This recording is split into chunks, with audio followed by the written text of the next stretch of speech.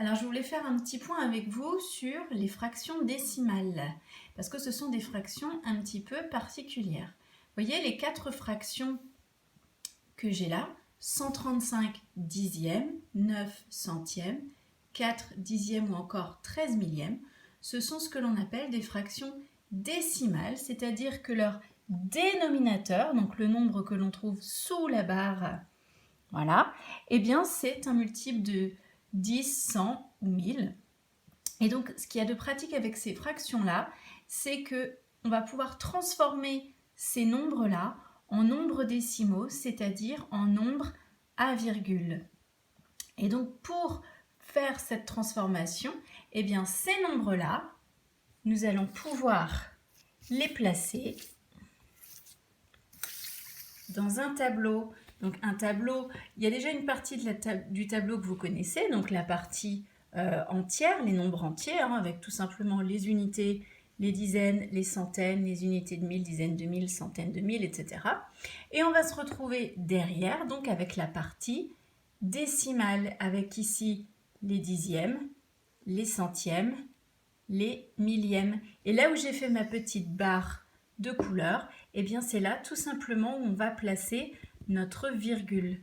Et donc ce qu'il y a de pratique avec ces fractions décimales, eh bien c'est qu'on va pouvoir par exemple les placer dans le tableau. Donc si je dois placer dans mon tableau 135 dixièmes, donc ma colonne des dixièmes est là, je place tout d'abord mon chiffre des unités. Donc mon chiffre des unités dans 135, on est bien d'accord, c'est le 5. D'accord? Donc 135 dixièmes, ça va bien me donner le nombre 13,5. Et dans 135 dixièmes, eh bien j'ai bien une dizaine, 3 unités et 5 dixièmes. Alors, je continue. Par exemple, si j'ai à placer dans mon tableau le nombre 13 millièmes, donc même chose, je place mon chiffre des unités qui est le 3 dans la colonne des millièmes.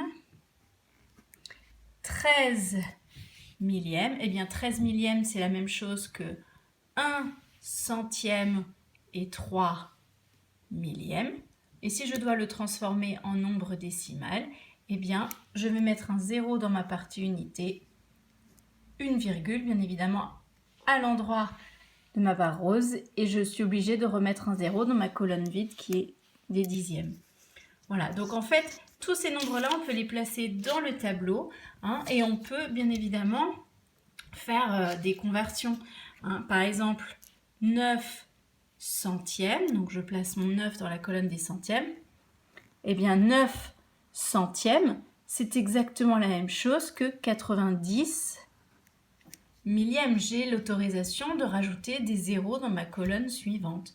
9 centièmes, c'est bien la même chose que 90 millièmes. 4 dixièmes, eh bien 4 dixièmes, c'est la même chose que 40 centièmes et c'est exactement la même chose que 400 millièmes. Voilà.